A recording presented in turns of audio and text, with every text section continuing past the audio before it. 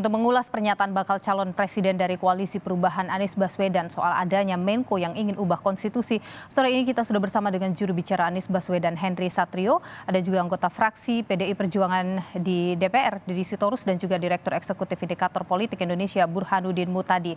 Pak Henry, Pak Dedi dan juga Pak Burhan, selamat sore, sehat selalu. Sore, Mbak. Selamat sore, sehat selalu. Ya, saya ingin ke Pak Henry dulu. Pak Henry, jadi ini siapa sih yang dimaksud? Kenapa sampai muncul pernyataan seperti itu? Kalau menurut saya, esensi dari perbincangan malam itu bukan tentang siapanya, Mbak, tapi tentang apanya. Heeh. Nah, pada saat Tapi itu menyebut Mas Menko Anies loh, artinya kan bicara, ada yang ditunjuk di kabinet gitu. oh iya, tapi kan yang ingin dibahas adalah esensi substansinya. Oke, Kalau Kompas kemudian lebih suka menerka-nerka siapa Menko-nya, ya silahkan saja. oke. Tapi Kalau begitu esensi begini, dari perbincangan kalau malam begitu itu, begini, artinya ketika menyebut ada Menko yang mengatakan seperti itu, seperti yang disebutkan oleh Anies Baswedan, memang benar ada Menko yang bicara seperti itu. kalau hal itu masyarakat bisa dengan cepat menjawab, Pak, karena bukan hal baru ya. Hmm. Dan apa yang disampaikan oleh Mas Anies itu, saya yakin Kompas juga paham siapa yang dimaksud, atau mungkin misalnya ada Menko-nya. Oke, Tapi intinya adalah bahwa perbincangan malam itu membahas tentang bagaimana demokrasi yang harus dijaga, demokrasi yang harus dijalankan untuk Indonesia. Jadi pada saat banyak pihak merasa perlu mengetahui siapa Menko-nya, kalau menurut saya bukan itu esensi yang malam itu ingin dibahas. Jadi marilah kita berpikir untuk dan membahas tentang hal-hal yang lebih penting daripada tentang siapanya, gitu. oke, Karena siapanya itu tidak jauh lebih penting dibandingkan dengan esensi bagaimana ada usaha-usaha untuk mengurangi demokrasi. Dan ah, menurut Mas Anies malam itu bahwa orang-orang yang tidak komit dengan prinsip-prinsip demokrasi lebih berani bicara di luar gitu ketimbang oke. sebelumnya. Oke, saya ingin ke Pak Dedi dulu kalau gitu. Pak Dedi, Anda menyebut bahwa ini adalah informasi yang jahat dan juga menyesatkan. Apa yang sebenarnya Anda baca, apa dampak yang mungkin bisa muncul ketika statement seperti itu keluar? Jahatnya itu karena menurut saya ini adalah sebuah framing yang dilakukan oleh Anies Baswedan. Karena dia juga tidak bisa membedakan mana sesuatu yang sedang mengancam demokrasi, mana yang merupakan bagian dari demokrasi itu sendiri. Kita sama-sama tahu ya bahwa mengubah konstitusi itu hanya bisa dilakukan oleh setidaknya 2/3 anggota MPR. Mm. Jadi kalau yang bicara seorang Menko, kalaupun itu benar, apalagi dilakukan di ruang terbuka, saya kira itu diskursus, ya. Tetapi Mm. ketika kemudian di-framing bahwa ini ancaman yang luar biasa, saya ingin mengatakan ancaman yang terjadi ketika naiknya Anies kekuasaan gubernur DKI, ketika ayat dibuat untuk menghalangi mayat masuk ke dalam tempat ibadah, itu yang mengancam demokrasi. Mm. Tapi kalau orang bicara terbuka, saya kira kalaupun itu benar terjadi, mari kita lihat secara esensial, karena bedakan antara ucapan dengan gerakan. Oke, Itu yang ingin saya katakan. Yang berbahaya itu kalau orang melakukannya di ruang-ruang tertutup, terbalik dengan apa yang dikatakan oleh Anies. oke, Kita tahu banyak kelompok-kelompok anti anti keragaman, anti Pancasila itu tersebar luas di Republik ini dan menjadi ancaman. oke. Daripada mempersoalkan seorang Menko bicara di ruang terbuka yang bisa dipertanggungjawabkan depan publik, Mhm. saya kira Oke, itu bukan sesuatu yang mengancam demokrasi gitu, tapi ketika oke. diangkat sekarang, saya menganggap itu jahat gitu. Oke, ini kalau tadi disebutkan ya, ini adalah upaya untuk menjaga situasi begitu, untuk waspada begitu ketika hal-hal seperti ini kemudian muncul. Itu sebenarnya yang disebutkan, itu sebenarnya maksudnya kata Bung Henry tadi, Pak Mbak, Dedi. gini loh, silakan lihat denyut nadi di parlemen, tempat di mana konstitusi itu mungkin diubah. Silakan lihat bagaimana suasana kebatinan partai-partai politik. Bagaimana suasana kebatinan anggota-anggota DPD yang 146. Hmm. Lalu mari kita bicara, benarkah ini persoalan esensial atau ini adalah sesuatu yang merupakan bersifat dinamika gitu. Oke, Jadi saya kira janganlah membuat sesuatu ya yang sebenarnya orang nggak peduli tadinya gitu ya. oke, Sekarang tiba-tiba karena Anies melahirkan yang namanya hiruk pikuk dan justru membuat kegaduhan kalau oke. menurut Saya saya. ingin ke Pak Makanya Burhan dulu. begini, Pak, Mbak, memang yang dituju oleh Mas Anies bukan partai politik, bukan parlemen, karena mereka sudah berada dalam track yang tepat. Bayangan saya sosok Megawati Soekarno Putri per hari ini, bahkan sebelum-sebelumnya, bahkan saya yakin sampai masa depan ini merupakan tonggak terpenting dalam sejarah demokrasi Indonesia. Bahkan Ibu Mega pun tidak setuju penundaan pemilu dan penambahan 3 periode. Kan tidak ada juga penundaan pemilu ya, Bung Henry ya. Kalau tentang parlemen, tentang partai politik, menurut saya bukan itu yang tuju Mas Anies itu sangat dihormati oleh sosok Anies Baswedan. Kemudian terkait ayat itu yang di 2017 kerap ditujukan kepada seorang Anies Baswedan kan tidak terbukti sama sekali itu, Bung Dedi. Bahkan sangat mudah bila ada orang membuat spanduk, pasang sendiri, kemudian foto sendiri, sebarkan sendiri. Kalau dibilang tidak terbukti, saya masih punya rekamannya, saya masih punya videonya. Yang saya tidak punya itu adalah pertanggungjawaban publik Anies terhadap kejadian itu. Itu yang saya tidak punya. Dimiliki Kalau oleh kejadiannya Dedi, saya pasti punya. bukan video yang ada Mas Aniesnya kan? Loh, justru kan kita mengatakan ya bahwa tidak adanya suara tentang kejadian itu. Padahal publik semua tahu dan paham, media pun paham bahwa orang-orang yang melakukan itu adalah para diehard pendukung Anies ketika pilgub. Di situ kita kecewa. Begitu Mas Dedi, persepsi saja. Tapi kan kita tidak tahu juga pada saat dia di kotak suara itu beneran nyoblos Anies atau bukan. Nah, ya ini kan jadi sama soal Menko yang katanya persepsi dia mengubah konstitusi. Kan Bung Dedi juga udah paham siapa. Baik. Kita jangan standar ganda. Kita tahan di sana dulu, Bung Dedi dan juga Bung Henry. Saya ingin ke Pak Burhan dulu. Pak Burhan, kalau Anda membaca, meskipun tadi Bung Henry menyebutkan bahwa ini bukan soal Menko, tapi ini bicara soal demokrasi. Tapi apa sebenarnya yang ingin Anies niatkan begitu dengan statement yang muncul itu? Soal siapa Menko yang dimaksud itu elephant in the room. Ya, kita sudah terlalu tahu siapa yang mau dituju oleh Anies Baswedan. Tapi kalau misalnya Anies mau concern soal message ketimbang messengernya, ketimbang mau concern pada substansi makola ketimbang mankolanya, harusnya cukup dengan menyebut kata petinggi tanpa harus menyebut nama Menko. Jadi ketika muncul sampai nama Menko disebutkan apa maksudnya dong? Jadi saya melihat Anies ingin mempertegas narasi perubahan yang ingin dia sampaikan di 2024.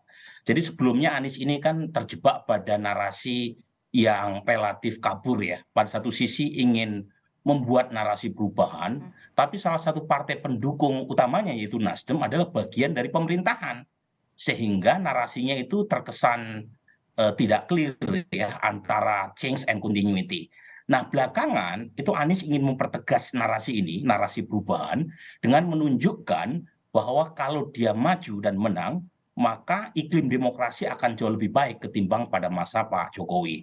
Yang kedua, itu dipertegas dalam statement dia di Surabaya beberapa waktu terakhir, bahwa soal 2024 ini bukan soal meneruskan agenda pemerintahan sekarang, tapi soal menilik tujuan bernegara. Jadi sepertinya Anies belakangan ingin memberikan pesan kepada publik bahwa dirinya berbeda dengan agenda pemerintahan sekarang. Nah, masalahnya adalah apakah ini punya efek elektoral atau tidak? Menegaskan narasi perubahan dengan tanda kutip menampilkan sisi antitesis tadi. Nah, menjadi problematik karena mereka yang negatif atau setidaknya anti atau nyinyir atau kritis terhadap Presiden Jokowi itu proporsinya paling banyak 35%.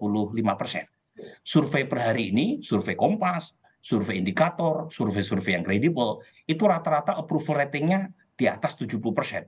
Jadi uang buat Anies untuk memaksimalkan dukungan kelompok yang kritis itu paling banyak 35%, tidak cukup untuk menang. Nah, karenanya perlu kelompok yang pro terhadap Presiden Jokowi. Nah, kalau kemudian Anies terlalu kuat narasi perubahannya, mungkin agak sulit untuk mendapatkan dukungan terutama dari kelompok yang pro Pak Jokowi. Jadi kalau tadi Anda menyebut soal apa yang disampaikan oleh Anies ini, Bung Burhan, apakah ini kemudian bisa menimbulkan polarisasi? Karena politik udah makin panas sekarang ini. Polarisasi itu bagian dari demokratisasi. Yang kita bisa kurangi adalah noise-nya, ya, kita perbanyak voice-nya. justru banyak ahli yang mengatakan pemilu tanpa polarisasi itu seperti sayur tanpa garam. Nah, yang penting adalah polarisasinya itu bisa kita manage sehingga tidak muncul politik kebencian, politik Oke, identitas yang terlalu berlebihan dosisnya. oke, Jadi yang kita tonjolkan adalah polarisasi gagasan, oke. polarisasi Statement ide. seperti ini polarisasi apa yang bisa dimunculkan, ditimbulkan? Kalau dari sisi message ya, saya setuju ya. Message-nya adalah mengingatkan kepada publik bahwa soal demokratisasi ini satu sistem pemerintahan yang patut kita jadikan sebagai agenda bersama. The only game in town. Nah, memang ada, kita harus akui beberapa statement petinggi negara yang menurut saya terlalu kemajon ya, Mhm. terlalu offside. Dan karenanya beberapa elit partai seperti Ibu Mega kan mengingatkan itu. Hmm, Nah, tetapi masalahnya kan saya melihat statement itu bukan semata-mata soal message oke, bahwa ada oke, ancaman terhadap oke. konstitusi, tetapi juga menjadi narasi yang mungkin membedakan antara apa yang ingin diperjuangkan Mas Anies dengan apa yang terjadi sekarang. Oke, saya ingin ke Bung Deddy Sitorus, tadi disebutkan bahwa mungkin ini juga adalah salah satu cara Anies untuk bisa meraih suara dari para pendukung Jokowi. Apa PDIP juga membaca hal seperti itu? Ya, saya sih melihat bahwa ini hanya tipping point saja untuk meleverage apa namanya elektabilitas dari Anies Baswedan. Mhm. Tentu dia akan mencari hal-hal yang bersifat apa namanya yang meramaikan gitu ya, sehingga perhatian publik semakin meningkat, lalu apa namanya ya semakin disukai kan kira-kira gitu. Mhm. Jadi memang mau tidak mau Anies karena tidak memiliki sesuatu yang rigid gitu ya buat ditawarkan, hingga nanti mungkin dia selesai dengan visi misinya terbangun dari Hmm, apa namanya PR merangkai kata-kata, dia akan terus seperti ini. Dia oke, akan terus melemparkan wacana-wacana ke publik ya, yang bersifat gimmick politik yang memang untuk meleverage oke. gitu loh, membuat ramai. Karena Bung misalnya Henry, begini, kalau disebut bahwa Anies Baswedan tidak punya sesuatu hal yang rigid sehingga kemudian melemparkan hal begini. Ya, bahkan tidak memiliki hal rigid kata Bang Deddy aja dibahas gitu. Jadi ini nah ini kan Jadi media. luar biasa demokrasi ya di sini.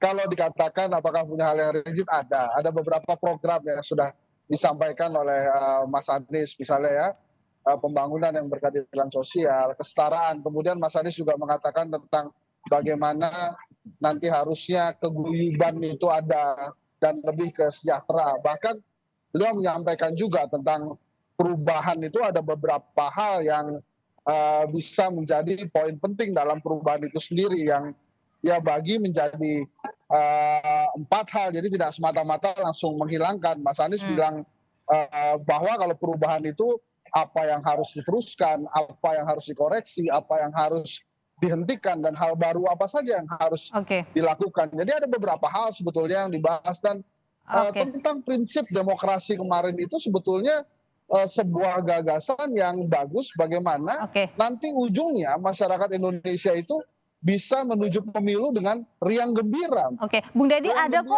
ada penting. kok programnya Bung Deddy? Sabar Ya, Bung Deddy, ini jangan mau kita diadu domba. Saya tidak mengadu ya domba. bukannya kan Klarifikasi.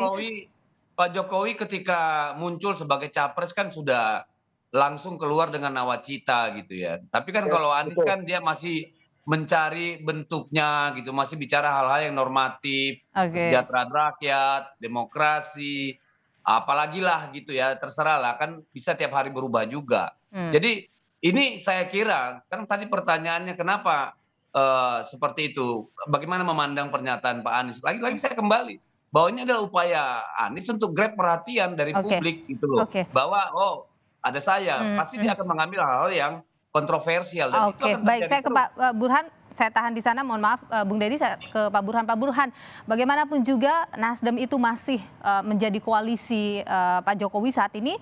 Kadernya masih ada sebagai bagian dari apa masih menjadi menteri begitu di Ya, pemerintahan Pak Jokowi. Tapi kemudian bakal calon presidennya mengeluarkan statement yang memberikan tudingan kepada pemerintah. Bagaimana dampaknya ini kemudian nanti bagi Nasdem? ya kalau kita lihat data terakhir dari survei Kompas, termasuk survei indikator, Nasdem kan meroleh sekitar 7,3%, survei kami 6,4%. Tidak terlalu berbeda. Jadi sepertinya kalau kita lihat dari data demografi, pendukung Nasdem yang berasal dari pemilih Pak Jokowi itu sudah lari. Jadi sudah pindah ke PDI Perjuangan, sebagian pindah ke Partai Golkar atau Partai Perindo. Nah, yang menarik kenapa masih dapat 7,3%.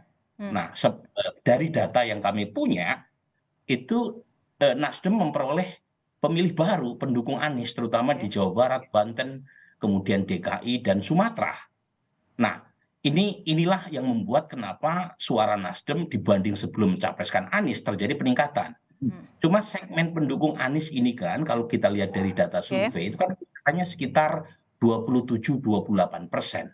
Dibagi oleh 3 partai, yaitu Nasdem, PKS, dan Demokrat. Jadi kalau misalnya Anies memakai narasi perubahan, mungkin yang senang adalah partai-partai pendukungnya. Karena mereka memperebutkan sepertiga dari pendukung Anies yang ini kritis terhadap Pak Jokowi. Tetapi ini menjadi kabar yang kurang menggembirakan buat Anies. Karena berpegang pada sepertiga pemilih yang kritis terhadap Pak Jokowi tidak cukup mengantarkan Anies untuk menang. Baik, Bung Burhanuddin Mutadi, terima kasih atas analisa Anda dan juga pandangan Anda. Terima kasih juga Bung Deddy Sitorus dan juga Bung Henry Satrio sudah berbagi pandangan di Kompas Petang. Sehat selalu Selamat nih Bapak-bapak. Bung Hensat. Aduh ampun. Baik.